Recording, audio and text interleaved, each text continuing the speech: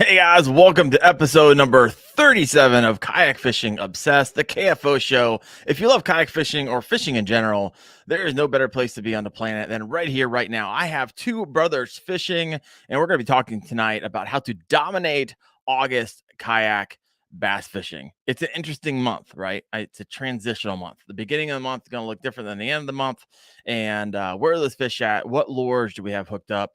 And I'm not just interested in what Gramps and Jeremy have to say, which I am also, but I want to hear from you as well. So if you're on the live, be prepared to bring the heat and share what it is that you're using and you're out there catching fish with. I got some news and announcements for you. We have some upcoming guests coming down the pipeline. I booked Alex Folguera, Drew Gregory. I got the Knucklehead winners for Team Wendell. They're going to be on, all five of us, so that's going to be fun. I got the Bearded Paddler. So I'm booking some sick guests for us, and I'm actually going to be a guest on the Alex Rudd podcast on the 25th of this month. So if you listen to him, you'll hear this voice again. So I apologize. I'm excited for the podcast, guys. We're at 750 listens an episode on the Kayak Fishing Obsessed podcast. And I just found out with a little bit of research, that's in the top, the KFO show is the top 10% of all podcasts. It's kind of crazy. So if you get more than this is the data I found, if you get more than 443 downloads, you're in the top 10%. And if you get more than 1,083, you're in the top 5% of all podcasts out there. So we are well on our way. Give it a few months. I think we'll be over 1,100. We'll be in the top 5%. So if you're out there listening, please reach out to me. I've had a lot of you reaching out to me from the podcast. So I'd love to hear from you. You can find me through Instagram. I respond primarily on YouTube. So come on over. Also, we have the Cast Tray giveaway tonight. If you become a channel member of Wendell Fishing, not only you're going to get a variety of perks from badges and custom emojis, behind the scenes analytics of my particular page, and early access videos, I'm also going to send you a $10 gift card to castcray.com. I think the lowest membership level is like $2 a month. So I would absolutely love your support. Please consider that. All right. Enough. That's all the news and announcements I have for you. Let's go ahead and bring the heat. Gramps, Jeremy, guys, welcome to the show. How you guys doing? Go ahead, bro. What's up, everybody? Oh, you guys are representing. We got Hummingbird in your head. We got Monster Bass and Knucklehead over here, Jeremy. I love it. So, oh yeah. How has and Harley Davidson for Gramps? I love it. Well, guys, tell me how the beginning of your August have been for. Well, let's back up real quick before we hop into the juice, because I got a bunch of questions around that. Gramps, tell me about, because you finished up. We'll talk about the Knucklehead really fast, and I'm going to get an update on mine because it's the last month for me. However, your team is solidified. Am I incorrect or correct there? That is correct. I got all five of the team locked in. Ooh. Well, tell us about them. So we have fan favorite Liz, who's out here in the chat tonight. We have our next slot was filled by Antoine Hayes, who is a local hammer here in Indiana. It seems like he was on the podium in every tournament for the first, 6-8 weeks. And then Jeremy took the third slot. Heck yeah. And the fourth slot was filled by a Twitch streamer named Solidus, his name is Alex Sterling. He lives in North Carolina, I believe. But Jeremy and I met him at the national championship last year through our good friend OEF5, who also is a Twitch streamer. And so, yeah, we have a very, very solid team of folks. Liz is down in Florida, him in North Carolina, and then the three Hoosiers in their old towns round up the rest of the team. And I actually, 4 out of the 5 of us fish in old towns. And if I have to bring a paddle kayak for Liz, then she'll be the 5th. Team Old Town. Yeah, there you go. Well, congratulations on your team there. Real quick, for those who may be coming in for the first time to the live show or for the podcast, give you the recap of what the Knucklehead is. So Knucklehead is it's a bass fishing series run by KBF. The goal is it's a fun because it's a charity event. It's a teaching platform for those to learn catch, photo, release, whether you're fishing from the bank or from a kayak. Kind of teaches the rules of KBF, the process, $15 entry fee versus the standard $50 entry fee for the state challenge series at KBF. Right. But those you can win a lot more money and qualify for the national championships and stuff like that too. And Morgan says we need somebody to help us pay our light bill. No, this is just called proper. It's called proper YouTube lighting when it comes to doing YouTube and streaming. So we're set up with the proper white lights, cameras, and gear.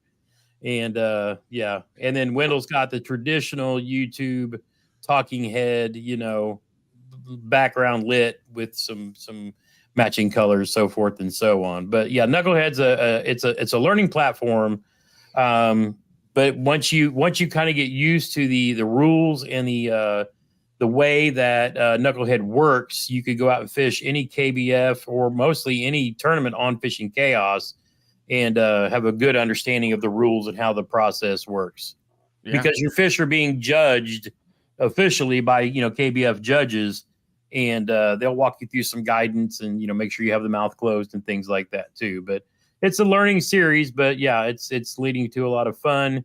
Each team is comprised of a YouTuber captain, bringing in their audiences and fans to fish for them, or even fish to come fish in the fan fish off and earn a spot on a team to knock all the rest of everybody out too. So what it all leads to is Veterans Day weekend, the Hero Cup, and a huge boondoggle of folks meeting everybody and having a great time. The tournament's going to be a fun side pot of the whole thing, but the gathering and the meeting of all of the people is what's going to be the most significant, fun part of the whole weekend.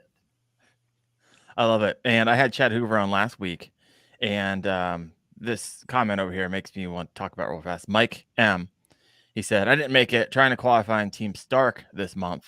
Yep. He says, well, we'll see. I'm currently in first with 84 inches. There's a lot of month left, so I'm sure you'll be able to call out some fish and get some big ones. But he told me, Chad mentioned on the show that there's actually he added 2 more teams.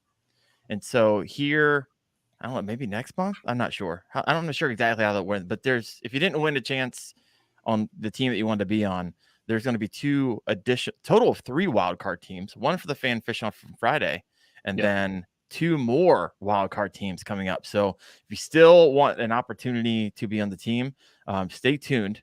And because I'm sure if you've been trying, you're going to get an email about it. It's going to show you how to do all of that and get set up. So a lot, like Gramps said, there is a $10,000 prize pot. To me, well, one, I'm not, and Gramps isn't even eligible to receive that, even if we won. Yep. But I feel like all that's kind of background noise for me, because it's getting to meet a lot of the people that are in the chat right now. For me, I've never met you, Gramps, although I feel like we talked a lot. Jeremy, there's a smorgasbord of people that I spoke with, had on the show, never met them, never met Chad, Fluke Master, Larry Melton Jr. I mean, I've never been ICAST, and so that's honestly what I'm pumped about the most. So I'm excited. So if that's you, there's still plenty of time. And Morgan Smith had another comment for you. Hey, Gramps, it's cool. All you have is the Coleman lantern. Oh, that's funny. Back there with my candlelight glowing. So good. I'm trying to read over here. All right. So let's hop into kind of the meat of tonight. We themed the show how to dominate August kayak bass fishing. And so I want to hear from everyone around here and kind of what you're catching fish on. But August bass fishing is interesting, right? And I mentioned at the beginning of the show, it's a transitional month. The bass are, beginning of August, they're doing something. It could be much different than the end of August, especially when you get some of those cold nights. I feel like I'm already starting to get some cold nights, to be honest with you. This year is so weird. I have jackets on. I had a jacket on this morning, the entire morning. We've never had this many tornado watches and warnings in cool summer. It's like, what is going on? It is. It's crazy. I had a full day of rain yesterday. The temperature of the lake I fish a lot dropped 5 degrees. Yeah. And wow. I was like, the bass were not there. I was not on them this morning. Yeah. Let's put it that way. And so what are they doing? And so let's talk about all this stuff so we can get a better understanding, so we can put some more fish in our yak. All right. So Gramps, Jeremy, hit me. What are the bass doing this time of year from the beginning of August to the end of August? What are your thoughts on that? Deep. I'm finding all my fish deep. And when I say deep, it's relative to the body of water you're fishing on. One of them that I'm currently fishing is the deepest is 15 feet. The average is like 6 foot. So you find those holes where it's 10, 12, 14 feet, add a little brush to them. That's home. There you go. So is that for the entire month for you? That Or it you is start for doing me. something a little different? Well, the fish are doing what they're doing. There's always going to be shallow fish. The majority of the bigger fish I'm finding are a little bit deeper, but this is also where I do a massive bait switch. I completely change the baits I've been throwing in the early part of summer, and I have a whole method of, well, like my frog. I go from a full-size frog down to a small frog. I'll go from a 10-inch worm to a fatter 8-inch like Ocho on a Magnum shaky head. Mm-hmm. And then no rattles in any of the baits that I'm throwing. I eliminate sound. My crankbaits have no rattles. My walking baits have no rattles. I only throw baits without rattles this time of year. Okay, so walk me through you shared what you did. Share why you did it. Well, I find this time of year, the frogs, if you look around on a rainy evening, there's going to be these little frogs. And I think it's just the bass know when the frogs are, smaller, easier to eat. So I have a lot more success on not just catch or getting blow-ups, but landing the fish on the small mini frogs. Okay. Rattles in crankbaits or topwater, everybody all year long has been throwing something that has rattle and making lots of sound. Right. If you take away the sound but give them the presentation, for example, my topwater baits have all been like sexy shad and bait fish looking. This time of year, it's all black. I don't know why, but black works at noon in the middle of the day, and it works great right before the sun goes down. Okay. In terms of, I fish a 10-inch Berkeley power worm 90% of the time, all the way from winter to now. And now you tell Jeremy to bring 5 rods. He only needs one. Here you go. I bring one. Well, 2. I'll have a 7-inch and then a 10-inch of the same thing, and they'll eat one or the other. But the reason I change with my worms and go over to a shaky head, it's a more subtle presentation. You look at a 10-inch worm with a ribbon tail in this hot water, it goes zooming down past them, and they're like, no, that ain't natural. A slower, more subdued fits in this time when the water is so hot. And there again, you can catch fish on a shaky head from winter all the way around through the next winter. Yeah. So for those who don't fish a shaky head, it's not one of those like mainstream. I mean, people fish it, don't get me wrong. But explain what a shaky head is, and actually, more importantly, how do you work? I've got the one I have tied on right now, and it'll surprise you. All right, let's see it. For those on the podcast, he left his chair and he's grabbing things. He's back. Here we go. So JT's going to know exactly why, but he is the reason why I have this tied on for the next tournament I'm fishing. It's one of the big Magnum from Do It Molds with a big Ocho on there. And that chartreuse, I think it's the dumbest rig ever. That's what it should be called. But it flat out catches fish, and it catches big fish. And I haven't even told JT that I'm fishing that because I was too embarrassed, because I was laughing at him when he showed me. I Okay. was like, dude, you ain't going to catch nothing. And he goes on and catches a 20-inch fish on it. And I'm like, oh, okay. So for those listening in, what Yeah. Jeremy was showing was the Do It Mold Magnum Ned finesse. It's a Magnum Ned, is what it is. That And weight was then what? Like it looked like a half ounce. it's pretty good size. It's almost about a like half dragging a ounce. wobblehead. Yeah, because when you think about the size of the Ochos, you know, being a bigger soft plastic than your average, and then that head, that's at least a half ounce. Yeah. Right. And what I like throwing that is the Z-Man. It's literally a Magnum Copper TRD. Oh, I have one of those. It's monstrous, but you know, we discovered this last year when I was playing with that head when they first came out with it, dragging it through deep humps and brush piles, and on a lake where, you know, we catch maybe an average of 15-inch fish. It's not known for big fish. I walk out of there with 2 17-inch fish, basically almost on back-to-back casts. And it's like, okay, we got something going on here. It's just something that's a little bit different, but it's pretty awesome. I got to take 1 second to shout out a friend, Skid Pig from down in Australia. If you guys want to see some cool videos from a dude in Australia ripping it up offshore in his boat, go check out Skid Pig's channel. It's a long time.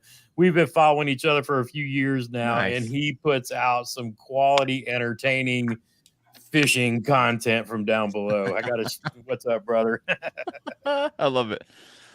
Skid Pig. I love it. All right. So, JT, so when you're talking about shaky head, well, share kind of how you fish it. When you say slow, I mean, walk us through like we're a noob. Someone's tying this on for the first time. How are you locating these brush piles? What are you using?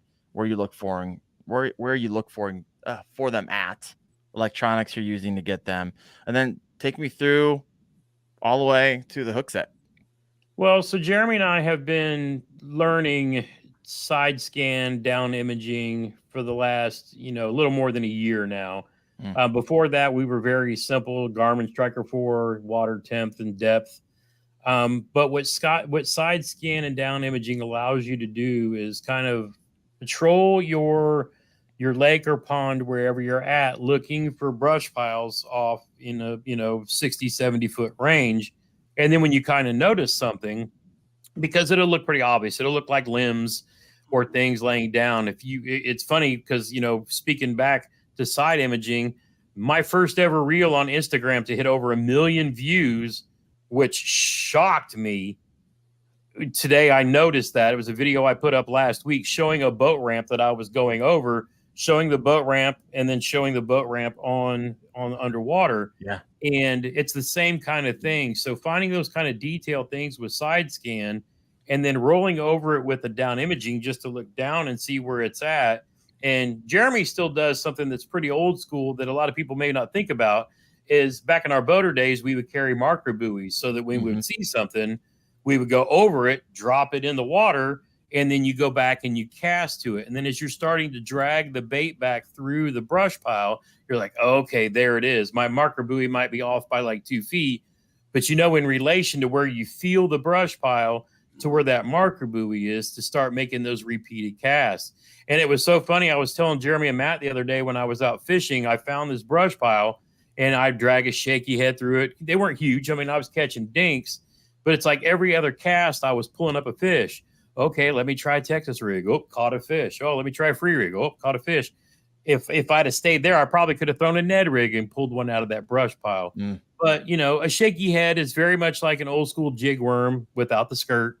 And it's just a stand up. And I like using floating Elastec, Z-Man products to keep that tail up in the air. But X-Zone and others make good stand up baits to kind of do that. But you're literally just casting past it and dragging it over either the rocks or a brush pile. And, you feel them thump your spinning rod pretty good. And we got turned on to this because we never really focused on it that much until we ran into Old Town Pro staffer Casey Reed, who is one of the top dogs, in kayak bass fishing at Kentucky Lake. And we just happened to be fishing the area he was in.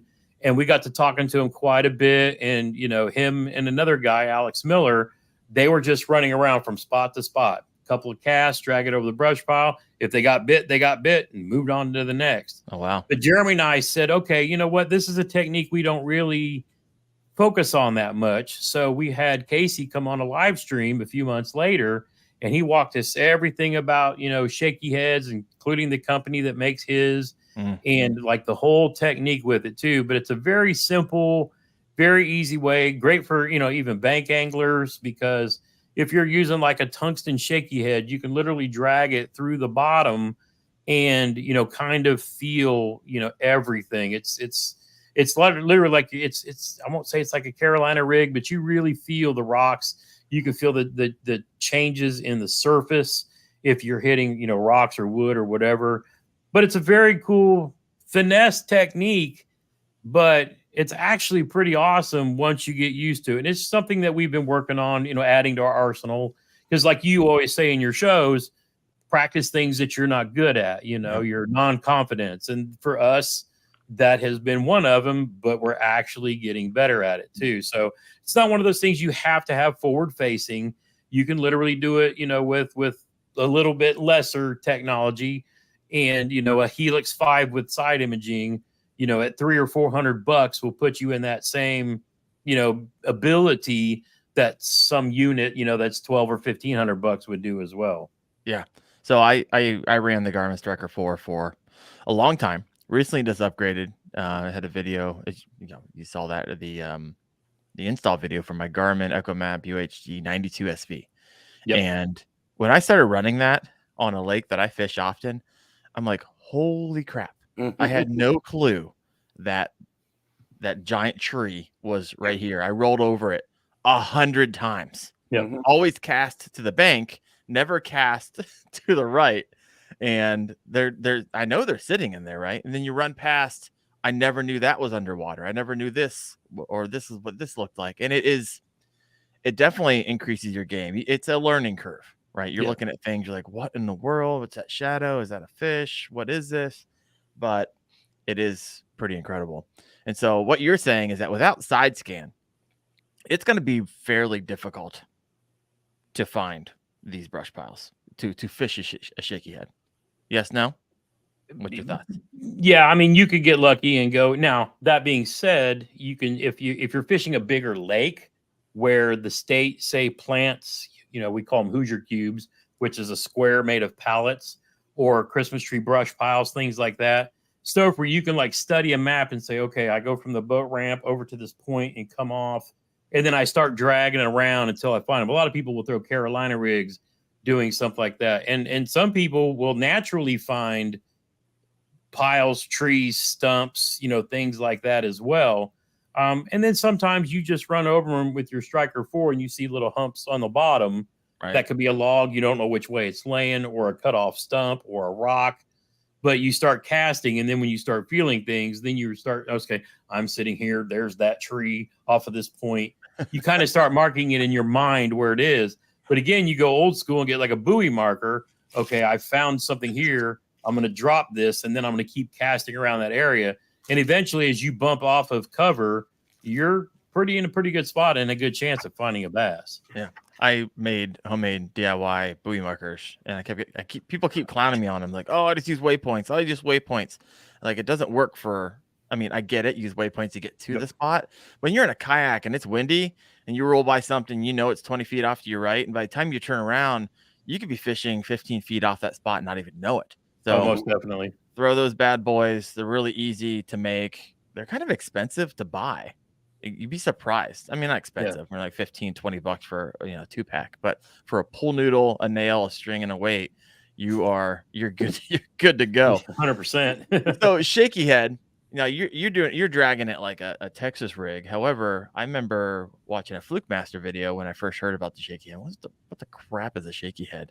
And he just basically dances the line to get that action at the end. But he's like dancing it in place. We're talking about something a little bit different here. You're dragging it over brush piles. Yeah. Have you ever tried doing the, you know, basically just getting the action through dancing the line in one place? Has that been successful for any of you? I've seen where some people hold the rod and hit the back of their wrist Yeah. and just let that action shake the worm. And you can do that kind of with the drop shot as well, just to impart a little action, keeping it in place, but also, giving it that action too. Sometimes they want movement. Sometimes they just want the natural flowing in the water. You just got, how it is. You got to give the fish what they want. Yeah, for sure. All right. So if you're on and you're listening in right now on the live, we have around 40 to 50 of you on right now, which is pretty awesome. Let us know, what is it right now that you are using that you are actually not just catching fish on, but getting the larger size fish. So throw in what is your, top one, top two. We'll read those here in just a little bit. Let's take a look at these comments. We had some people chime in as we were talking. So let me see here. Elizabeth, we were talking about August. She said, except in Florida, it gets worse in September. Ugh. We got Hook Life. He says sunrise, sunsets, night fishing is probably excellent right now. I believe that to be true because I was talking to Chad Hoover last week, and he's like picking up 6-7 pounders night fishing, which is pretty sick on top water. So, man, I need to do some night fishing videos. They'd be awesome. Yeah. So fishing during the day, he says fish deep, throw big baits, work them slowly. The fish's metabolism is high right now. They're trying not to use up energy. That makes sense. Elizabeth, that sucks. She says, pretty sure I broke my transducer. Side scan doesn't really work anymore. And a side scan transducer, I know my what is that? 56 transducer, whatever it is. I mean, they're like $250 a pop. So that's a big bummer. Yeah, I know. Yeah, they're not cheap. Not cheap. Not cheap. Caro, she says, almost have hubby convinced to give me some sort of Garmin or something. Absolutely. It'll change the game. It really was. It's one of those, especially when it went from nothing to a Garmin Striker 4. And if you're out there running no electronics and you like that, then go for it. But if you're looking to up your game for $250 by the time you power that and buy it, and you buy the battery and the connections and the kayak attachment, you'll be surprised what it does for your fishing game. It makes all the difference in the world. And Caro, tell hubby I said it's okay. You can get a Garmin, sweetheart. Well, there you go. You got permission from Jeremy. So let's go ahead. Just don't even tell talk him to him. I Candy said it's okay. Yeah. What's the budget? You gonna give her a budget too? Oh no, he knows. He'll take care of her.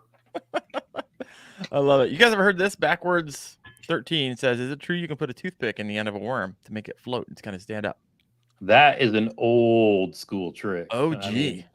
That is back when Jeremy first started using glass rattles in the 90s. Wow. Yeah. I was going to say, I kind of told a fib when I say no rattles. That's in like moving baits, because if you're not fishing a rattle in your soft plastics every time, you're missing fish. Yeah. So the Z-Man just came out with that rattlesnake thing. We can shove rattles into their baits. You seen that one? That came out of iCast recently. There's always some tool to sell for somebody when you can just push it in. The Z-Mans are tough to push crap into. But to be fair, the Z-Man products, you probably need a tool to do that, because it's like a hole punch, all syringe, all in one too. Yeah. But that's Elastec for you. It's like a surgical needle. And I agree. I have some of those TRD, the big ones too. Perfect if you want that thing to stand up. So look at those bad boys up. All right, let's head over to the next question. Gramps, what do you got? What's your top? Oh man, I'm gonna give you top 5. What's the top 5 that you have set up right now? Like, you're going out fishing tomorrow. What is on your rods? And does that stay all of August, or do you change it up like sometime in the middle of August? Realistically, you got to play the conditions when they change, because like we said, this year it's been different. I mean, I can't normally in the heat of summer, you're going to have fish that go deep and stay deep until the Thermocline pushes them up, because they like being in deeper water. You have fish that want to go skinny and stay in skinny water, and they'll be the ones up under your pads, your frog fish. And I'm sure I shocked everyone last weekend when I posted a picture of a frogfish. I didn't even have my frog rod with me. I literally tied that because somebody else pointed out, you caught a frogfish on fluorocarbon? Okay, they were smacking they were smacking, bait fish in the top of the mat, and I'm just like, I got to tie a frog on. I mean, I took my jig rod and tied a frog rod. I didn't have my frog rod that is normally my punching rig with braid, Right. but I just tied the frog that I happened to bring with me, and I was just dragging it over the mats. And I had that fish, which I caught rather easily, and I probably had 10 other good fish suck that frog under, but the mat was just so thick. When I go to set the hook, I come up with a clump of stuff, like this big. But that was, again, I wasn't planning on throwing a frog. I had one with me, but that was just the time dictated it, because whereas Jeremy's, he's fishing that water that's 6 feet deep in most places and may get deep to 15. A lot of the pits that I fish in can get 30 to 40 feet deep and then run up to like 5 feet deep around the edges of the pits. Okay. And then some of the areas that each one of the pits, it seems like, has a flat that's either connecting two of them or off to the side of it. So, the way I fish both sections is completely different. In deep water, I'm out there with a drop shot, a free rig, Jeremy's favorite Texas rig. I'm fishing offshore, probably in 10 feet of water, because they'll come up out of that deeper and push up onto those shallower, and then they'll stack up around brush or rock piles and things like that. And that's normally where I'm sitting there with, I'll go through them. I got my drop shot tied on. There you go. I love these Like a robo worm. I think, that's and I don't know what it is with this color. They love this thing. Is that like tequila sunrise? What color is that? It's hard to see with your Coleman. They call it morning dawn is what that is. So it's a very pinkish purple. Okay. And I got a new rod that I haven't talked about yet that I'm testing from American Legacy. So I was wondering about that. If you know, you know. It looks a little clean. Doesn't look that cork looks nice and light. I don't think it's even been out to the water yet, but it will be soon. Next Real quick, one before we jump to the next one. So how do you fish your drop shot? When are you pulling that out every time? When I'm fishing deeper areas, brush piles, things like that too. I use that one a lot around rocks. If I'm fishing around brush piles, that's when I generally switch to a shaky head. But I see my youngest is calling, doesn't realize I'm on a live stream, but he should know. So, but I'll pull shaky heads through brush piles if I'm fishing around rocks, or sometimes if there's a creek where it meets a lake, there'll be like a little pool. I'll drop it in there as well. But it's really just kind of a try one or the other and see what the fish kind of like. Sometimes they want it a little bit off of the bottom. Sometimes they want it just, taking along the bottom, dropping a little silt. And a lot of people will say that kind of imitates like a bait fish when it's, feeding off the bottom, kicking up little stuff too. So, it's one of those things. Wobble heads, you can be imitating a crawl, so forth and so on. But, so one for when I just want it up off of the bottom a little bit, and then the other one for kind of more tangly stuff, if you will. And that's where I'll generally grab a shaky head. So you're kind of using those interchangeably. Yeah. When you're pulling out one, a lot of times you may be pulling out the other shortly after if you're not getting a bite on the first. Yeah, I generally carry a couple of spinning rods with me, or I'll throw a shaky head on my. A lot of the times, a shaky head's on a different bait caster. Yeah, and it's I won't call it BFS, but it is lighter line, and that's what I'll throw a Senko and other stuff on as well, or skip. So you're like 8-pound fluorocarbon on your shaky head. Yeah. Okay. Eight. I'll go from 8 to 10. Normally, 10 is probably about. I use 8-pound. It's a leader. It's not something I'm fishing with usually. Got it. I know high hopes and aspirations for big fish, but Jeremy, what were you gonna say? They make 8-pound fluorocarbon. Yeah, I know. I start out at 15 and then go to braid. All right. I don't understand this light line and I don't know, just ain't me.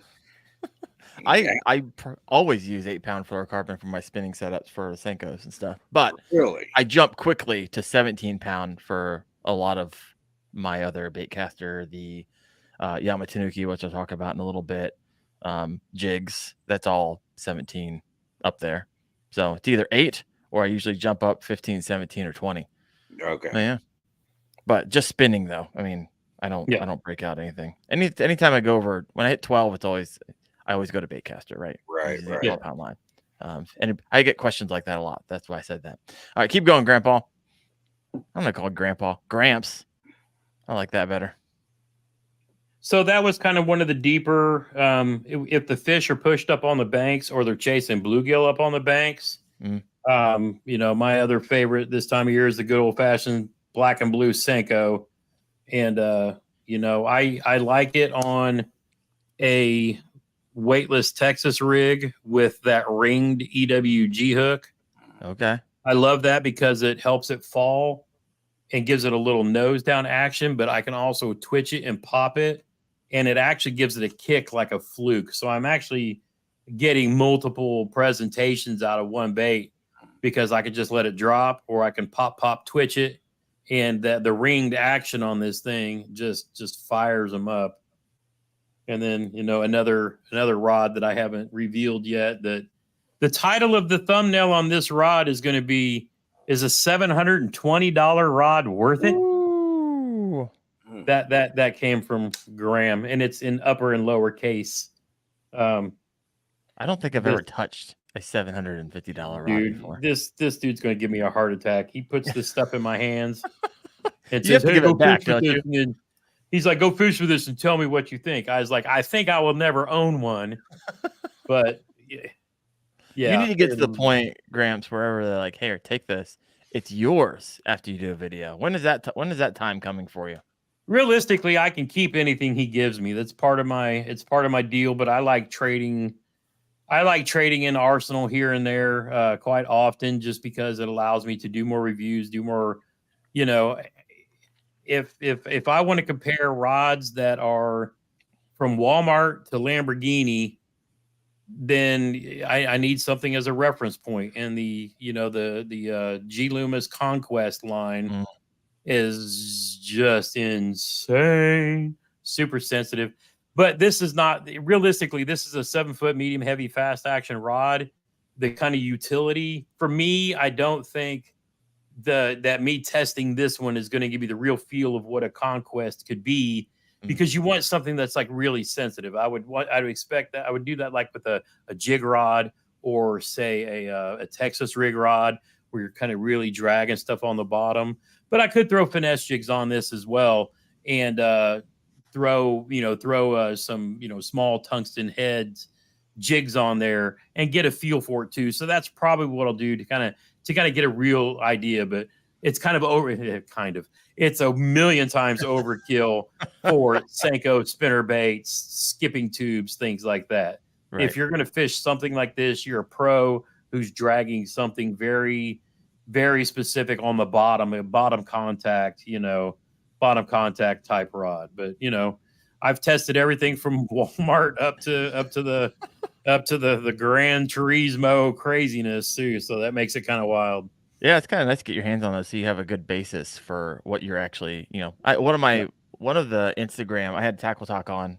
We both know Andrew. Yeah, you're the one who put me on to Andrew. Yeah. And one of my, I guess it's called Instagram Reels, is going crazy because he talks about, it just makes a statement. It's in the context of a longer conversation, and basically you're not going to appreciate, going from an ugly stick from Walmart to a $650 G Loomis. People lost their minds in the comments. Like, I think because he talked about ugly stick, and it's a common rod that a lot of people use, and people defended their ugly stick like to the death. Oh yeah, it's fascinating. But it was interesting. It's like those people who think yum dingers are good. It's just You mean these right here? Yeah, I got my bag right back here. I literally, check this out. I went fishing in Central PA for smallmouth. I caught 175 fish. Yeah. On a yum dinger. You got your 20 cent Amazon link purchase from old Gramps, because baby. It's like, let me help out the old affiliate marketing over here. He's got taxes to pay. Let me help him out. Got to write the write-off, folks. The write-off. Yeah, I got the they have watermelon red flex for $26 a bag of 100 recently. It's crazy. All right, moving on. Keep going, Gramps. You gave me 2. Keep showing me the juice. And of course, if back to skinny water again, because I'll go back and forth. The key is this time of year, and it's literally you have to be. It's luck of the draw, being on the right water at the right time when they're actually schooling up and chasing shad. And Jeremy and I've been talking about this all week. It's just a matter of hit and miss.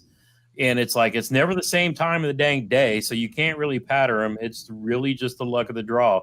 So last Thursday, when I was in that live stream and we were on a body of water with three other anglers, and I saw the shad schooling up and being busted right behind one of the other guys fishing.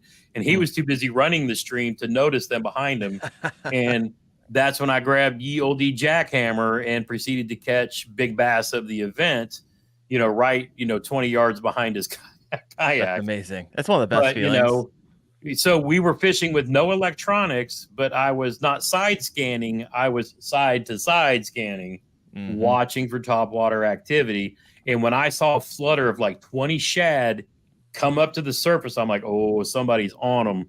And I grabbed the remote, buzzed right over, got within about 40 yards of where I'd seen them, and then started whipping this in there, and probably 3 casts in, caught that fish. You talk about calling your shot on a live stream, in a live show during the event, the old jackhammer was right on the money. And as soon as one of the other guys was like, oh, it's jackhammer time. And, everybody who was smart enough to bring a jackhammer as one of their 3 choices, was we were starting to smack them really good. I'll bring that bad boy up here. You got a white. So for those on the podcast, what are they looking at? What's that trailer? Okay, so this one is the actual, Z-Man jackhammer. It's in the spot remover color, so it kind of it's a very shad. It's gray on the top and white on the bottom, so it's patterned correctly. And then the trailer that I like to use, so there's 2 of them, but that day we can only pick one.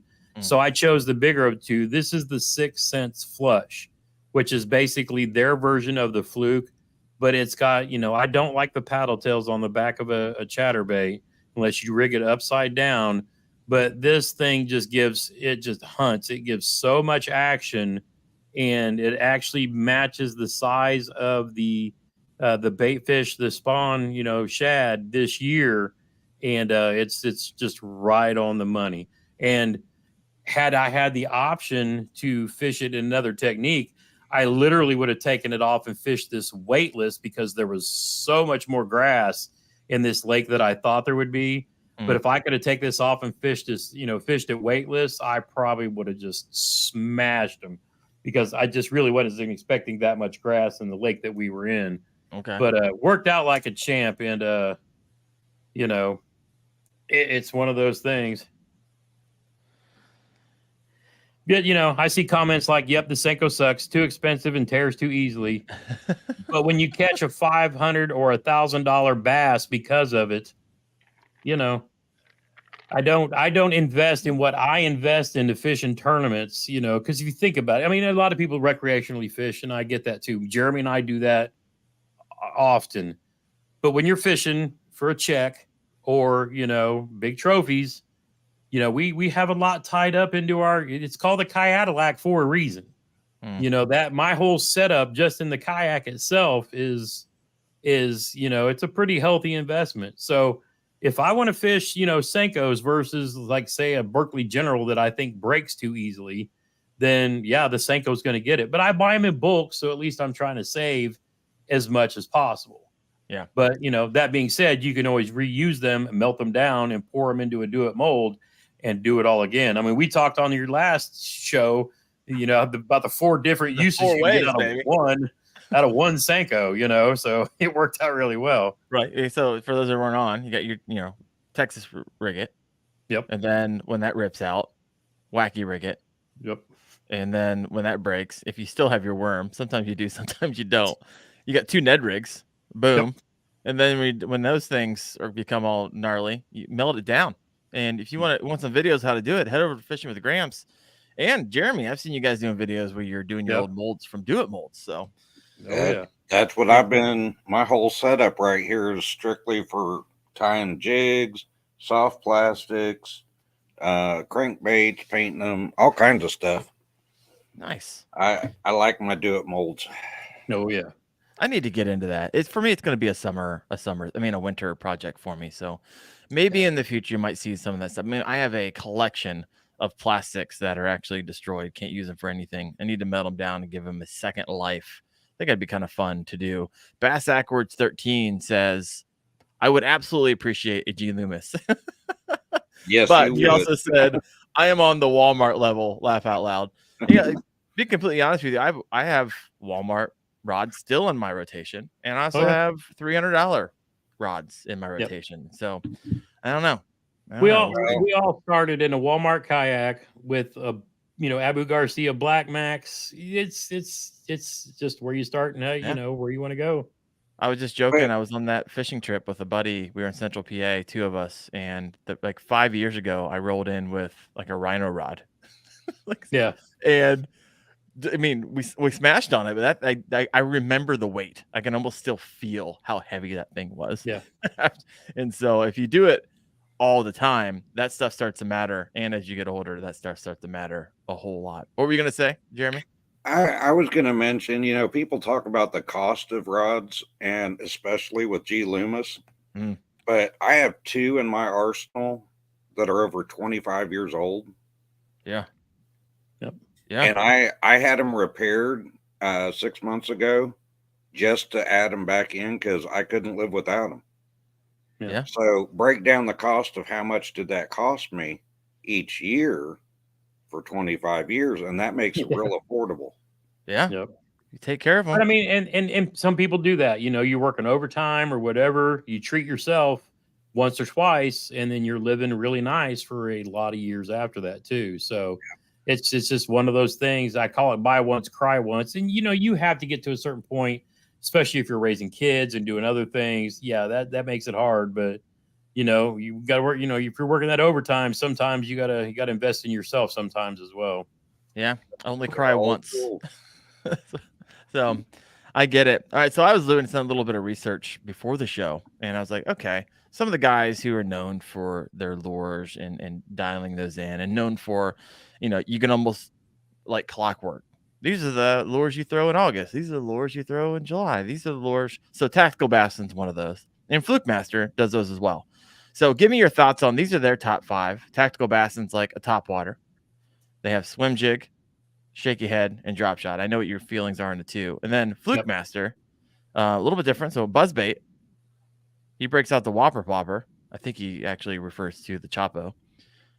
Swim jig, Senko, Texas rig, and the giant worm. So any thoughts when I rip through those, top 10, top 12 lures? What first comes to your mind? I avoid it. I avoid throwing what they say to do on YouTube, because that's exactly why I don't fish a wacky rig. Okay, ever, because everybody and their brother, if you go to a lake, they're throwing a wacky rig. I'm going to throw something completely different because the fish get conditioned over, so many seeing the same thing. The stuff that worked 15 years ago works better than what they're saying works now for me. Yeah. So when you hear someone like, hey, there's a top 5, you were like, okay, those are the top 5 to avoid. Well, there are certain things you can avoid. For example, I could say a jig should be a top 5 every month of the year because jigs just flat out catch fish every day of the year. So it's when they start saying, well, this is when you do this and this is when you do that, that translates to me to everybody and their brother who watches YouTube is going to be throwing these particular baits. And I'll go so far as to say they'll look at the picture or the thumbnail, and they'll go out and buy those exact baits that are on the thumbnail because they want to make sure they're throwing the right topwater, the right buzzbait, the right worm. So I avoid throwing whatever's trendy.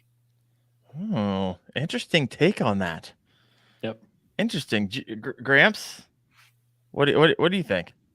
Well, and this is why Jeremy and I have been such great partners over the last many decades of team fishing together, this and that.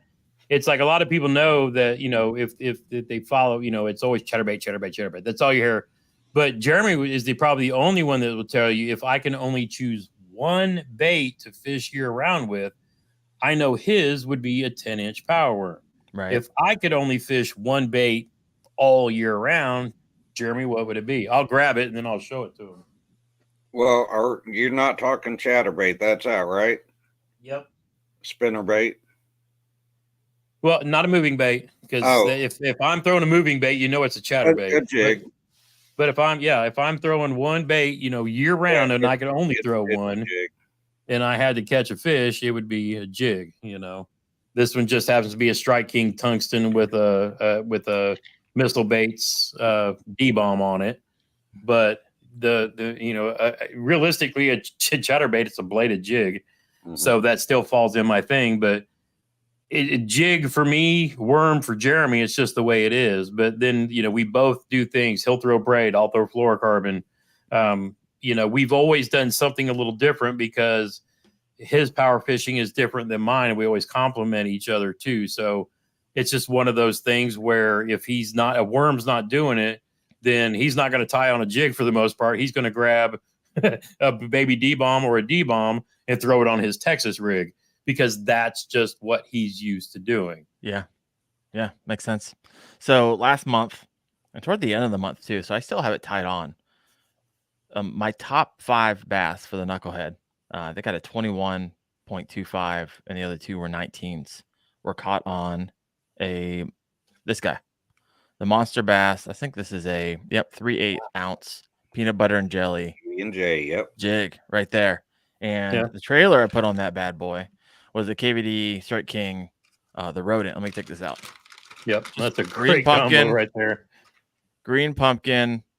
Let me see. Mm-hmm. Black fleck, and this thing just boom. I caught 2 4.5 and a 5-pounder within like 20 minutes of each other. So when this was on, it was on. So those little monster bass, tungsten football heads right there, man. Tell you what, that's a sleeper that I don't talk about a lot too, because that's giving up some real, but you could drag that thing through rocks or whatever, and you feel it all too. I found these particular bass on a ledge. So I'm always looking for, and specifically in August as well, if I see the water go from 10 feet to 5 feet, and it takes 100 yards to get there, that's not where I'm fishing. I'm trying to find where that water depth is really tight when it comes to contour. So we're going like 15 to 8 in a matter of like 20 feet. Or 10 feet sometimes. And that's where I'm finding them. So really quick, before we're coming to the end of the live show here, it's been a lot of fun. We kind of went tactical a bit, which I really, really love. And I really believe this will help a lot of people kind of dial in their August fishing. They might be like, okay, I got to untie this and potentially tie on something. Or if you're like Jeremy, I'm going to listen to the show and not listen to the word they say and tie on something different. But so what are the bass? How are they reacting right now? Where are you going to find them in, let's just say, lakes and ponds? Because I would imagine that's the majority of where kayak bass fishermen are going to be fishing. And what are they doing in the morning? What are they doing in the heat of the day? And what are they doing in the evening? Who wants to tackle that one? Well, I'll tell you, your big fish are going to be caught in the middle of the day. Mm-hmm. Okay, keep talking. That's just the heat of the day. If you want to, you got to suck it up and take lots of water, and you can catch more fish evenings and mornings, because the morning bite really is just a play off of the overnight bite. And Sly Fox is a perfect example of that. He's been smacking them on a spinnerbait night fishing quite often. But those cooler sections of the days, but those big dogs are generally, they're not jacking around with trying to compete with the little fish you know, in the they're going to go do what they want to do, but a lot of them are doing it in the midday or in the middle of the night. And, you know, again, it's just being there, right place, right time. You know, people say it's a lot of luck, and it really is. You know, you got to be there when they move up to start chasing. But yeah, they're not wanting to expend a lot of energy, you know, if they don't have to. So if they're there and they're doing it, you know, you might get into them like I did the other day. And but yeah, like Cooler Lid is saying, make sure you cover up from the sun if you're out there if you're out there in the heat of the day. Yeah, Yep. Sly Fox, hey, been killing them at night, including that 21.25 inch. Yeah, that was a nice fish. That's a big girl. Big girl. Yeah. Both of you caught my PBs and passed me by a 1/4 inch. So that's good on you and Sly Fox with those 21 1/4 inch donkeys. That's for Ohio. That's a big big girl. fish. And he's in Ohio too. So yeah. Right on. I love it. So here's kind of my thoughts, and then Jeremy, I'll pass it off to you. What happens in August? At least it's my experience, right? So in the morning, right when there's that low light, I mean, bass are roaming, right? They could really be anywhere. You can find them in shallows. Usually that's where I fish them in the morning. I just run a bank, and usually I can get some nice ones. But I got good news for you. Whenever the sun comes up in August, a lot of those fish, in my opinion, they move to the shadows, right? They're trying to find, and the big ones, like they're in the shadows next to deep water. Yep. And so if you're trying to dial in, okay, I'm in the Knucklehead.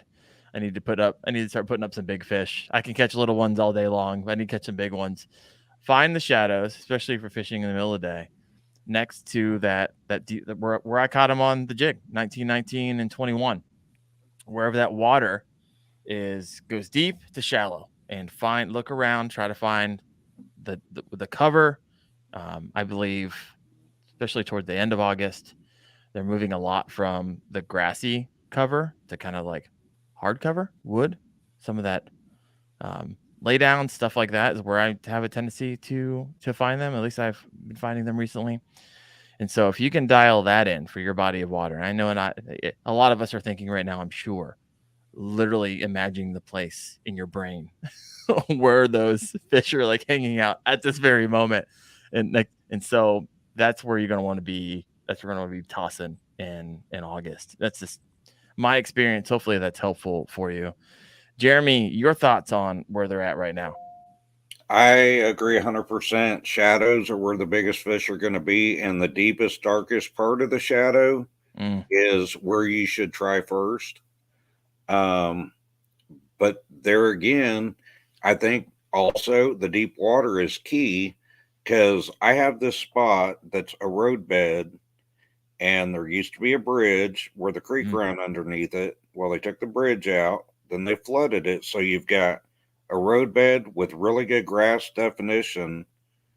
But there, where the bridge used to be, it drops off into 10-foot channel, then comes right back up. It's very sharp drops. Oh, wow. I was out there a week and a half ago. I told JT, I'm only fishing from noon to 3. The hottest part of the day, where nobody wants to go fishing. I got to the lake at 11:30, on the water by noon, off the water by 3. I caught 3 19s, an 18, and 2 17 3/4. Come on now. In 2 hours. Dang. And they were in 4 foot of water with 10 foot of water, literally 2 feet away. It dropped to 10 foot. Yep. They were coming up, eating it, and running right back into that deep water. And it was a cycle. They would just continue to move up and eat and then back down. So when you find the fish are schooled up, which they're normally schooled up by now, Indiana's been weird. They didn't really school up. They should have last month. They're just now schooled up, where I'm starting to find schools instead of picking one off here, one off there. Because you get into at the beginning of the show too. I was going to say, at the beginning of the show too, you talked about where we're starting at in August and where we're going to end in August. Right. And the key thing, especially for those in boats and kayaks that are off of the bank, it's that later summer pattern when that thermocline starts coming up, and those fish are suspended off of the bottom, that's when you're going to be sitting them, watching them sitting 8 feet down, and you're going to want to grab those crankbaits and those jerk baits and twitch, and tear them up. So again, if you got your electronics and you're out on the water, those are the things you're going to want to watch for, because, like, again, the shallow fish will still be shallow, but those dudes who like to live and stay deep in that cooler water, that oxygen depletion is going to change, and it's going to push them up, because they will not sit below the thermocline. They bass, catfish, carp, the rest of them, they don't care. Bass, they want to stay above it. So until the lake turns over, when we get more towards the fall, and that's probably August going into September, but this year has been weird. So we're going to have to kind of keep an eye on that too. So that's another thing you'll start noticing on your electronics, especially your down imaging, when you start seeing that fuzz in the water that's 3, 4, 5 feet off of the bottom. You'll see that's the thermocline starting to come up too. So that's something that you want to watch for as we get towards the end of the month, going into September as well. And those fish will, they still like staying in that cooler, submerged, being down there.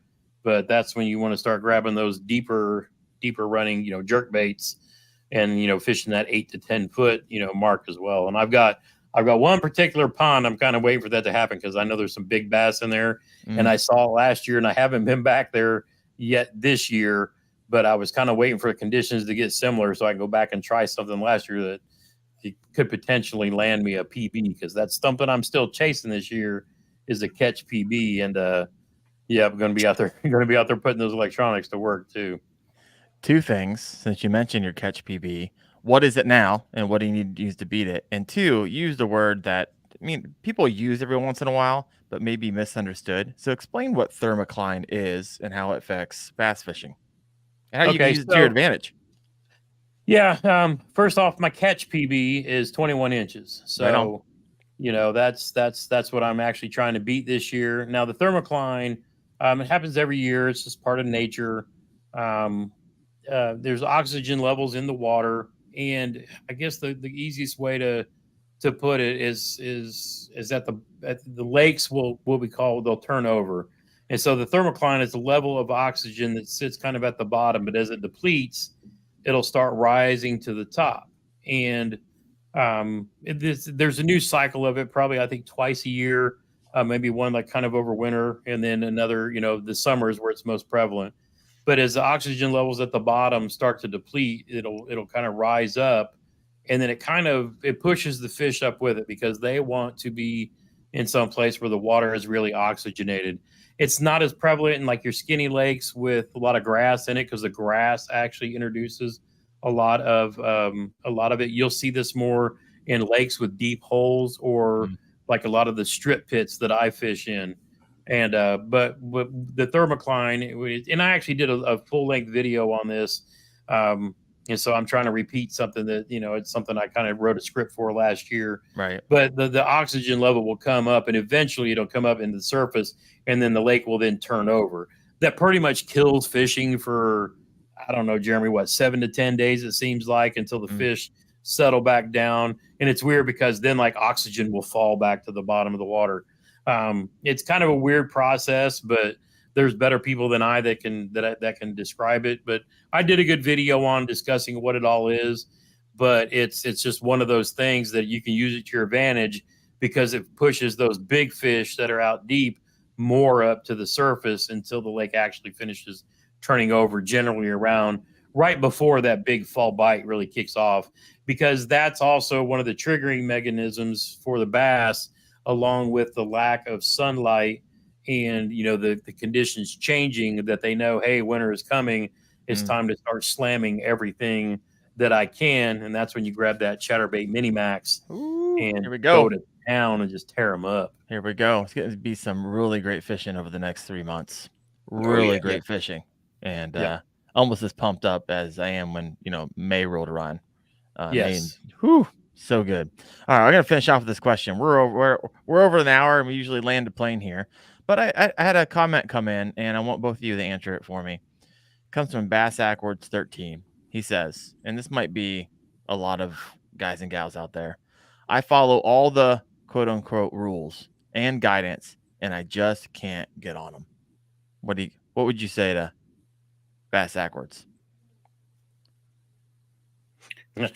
Start throwing a 7-inch worm with a glass rattle and become proficient at it, because that's the quickest and easiest way to find them, to catch them, and you know, and I say a worm, there's a lot of things with other baits that you have to think about and retrieve, and cadence and rhythm and all the different things that you have to build over years that you're doing to trigger bites.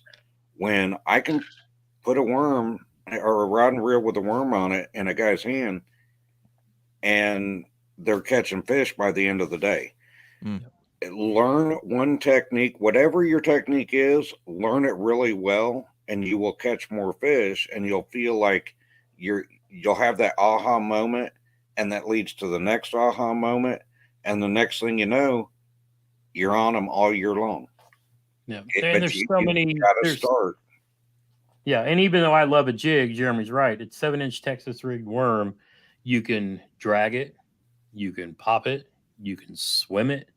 You can find something, but there will be some bass somewhere that is going to, it doesn't matter if it's 6 inches or, a 20-incher, Yep. it's going to smack them. So the other most common one that I feel is very similar to that if I was going to say, if you're just want to cast a reel, grab a spinnerbait. Yep. And throw it in every direction and just keep casting and reeling. Between one of those two baits, you're going to catch a fish. And it's don't think that because we all go fishing all the time and we make YouTube videos, you see the hours of footage over a year of all the fish that we catch. Uh-huh. You're not seeing the months of footage where we're out there doing anything but catching fish. But pay attention to your surroundings. I know a lot of people that listen to music and headphones and other, I've done it too, some ball games and all that too, but pay attention to your surroundings. Watch the birds, especially if you're in a kayak or a boat. If there's birds there, they're feeding on bait fish. Those bass are feeding on those same bait fish. If you hear something smacking on the water, check it out. Bank anglers, you're limited to a lot. But the key for being a bank angler too, though, is be patient. Make as long a cast as you can and take as long as you can dragging that worm or a Texas rig crawl or something back to you too. But learn to feel what's on the bottom. Learn to know when you're coming over a log or a rock or, different structure underneath the water. And, you kind of just get in tune with nature too. But it takes patience, but that's part of the game. We don't go out and catch a 20 every month. I mean, I've had a month of dinks and then I'll catch a 19, Am I going to catch, 5 19s in a row? Or no, I don't have that much time to fish.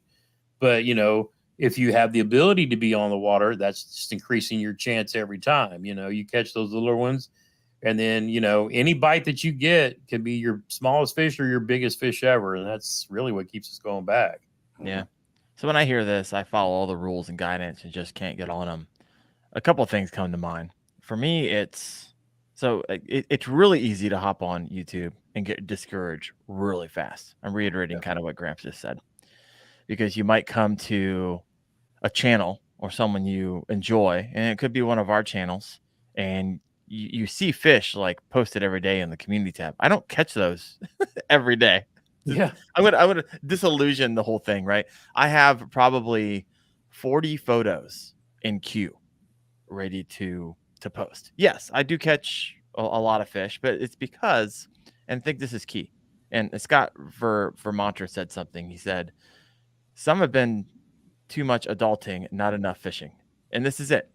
And if you're someone who's just going out, and it's great, and you're a weekend warrior, and you might get out a couple weekends on a Saturday morning, and maybe some ad hoc here and there, and you're fishing maybe 5-6 times a month, then it's going to be really discouraging watching someone or following someone to be honest, like me. I'm out Monday, Tuesday, Wednesday, Thursday, Friday, Saturday in the morning before work at 5 o'clock a.m. a lot of times. and putting in the work, putting in the time in the water is going to greatly increase. But I'll be completely honest. I was out this morning. I had 3 on the line, lost 3. I got skunked for the first time since I can remember. It's been probably since the beginning this season. I don't think I've been skunked until today. And that's just, a couple of weeks ago, I was catching 19s and 20s. And so sometimes they're just not biting, right? Or you're not in the area where they're at. And so it happens to the best of us. What did you learn the day you went out and got skunked? You mean this morning? Yeah. I really haven't. What did you learn from it though? Yeah, this is a great question. I teach in my videos. The goal isn't to go from 1 to 100. The goal is to be 1% better than when you went out last time. So I love that you're asking this question. So it rained all day yesterday. I mean, all day. I mean, you guys are in Indiana. You probably got that before I did. And it would not stop raining the entire day. And I keep track of the water temperature, and there's a 5-degree drop in water temperature. I was like, all right, interesting. It's like a cold front. I was wearing my jacket all morning. It's typically known to put the bite off. And man, what did I learn? Really, it was more revolving around weather conditions and what that may or may not do.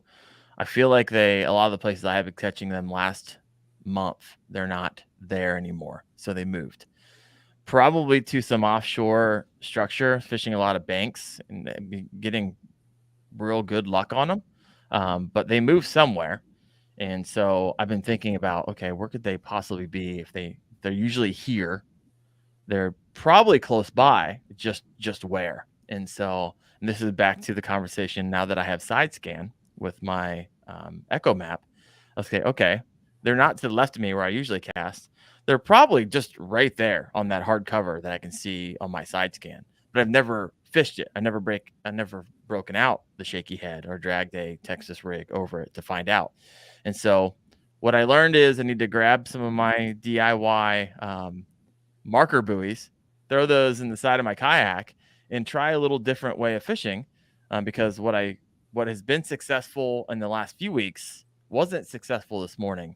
So I got to try to up my game a little bit by trying something a little bit different. So that's what I learned this morning. Great question. And that makes it worth going, because if you learn something, whether you catch them or not,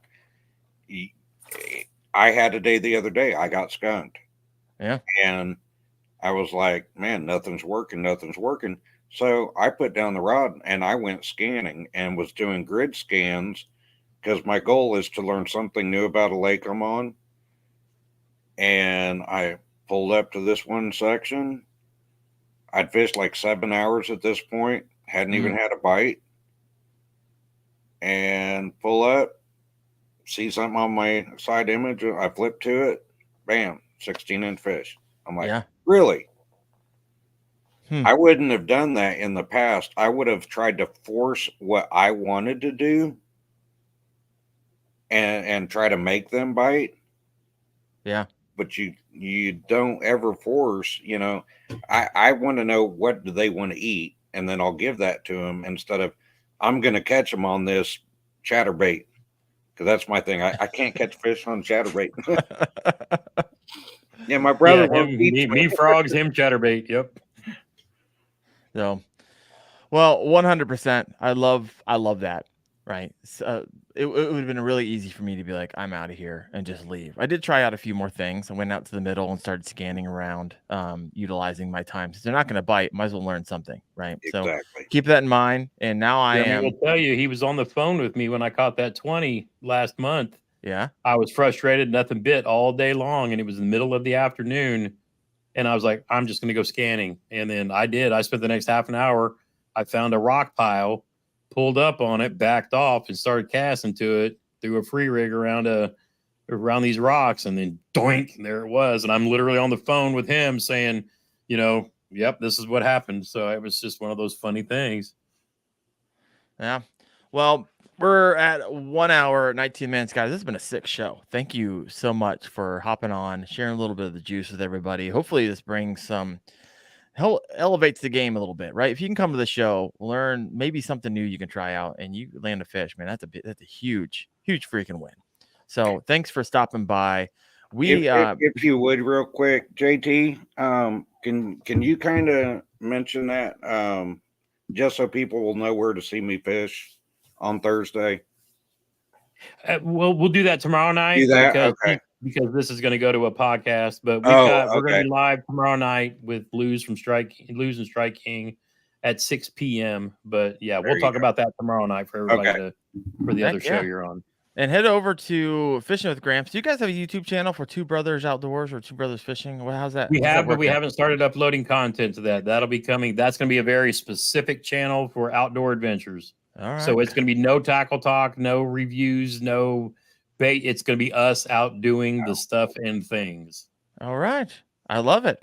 All right, guys. Next week, I got Alex Folguera on the show. So we're going to be talking, I'm sure, kayaks, right? He's known for doing reviews of kayaks. So that'll be good. So I'm pumped about that. Next Tuesday night, 8:30 p.m. Thank you, Jeremy. Thank you, JT. I'm sure we'll have you on in a month or two because I absolutely love these type of shows. So thanks for bringing it, and we'll see you all next week.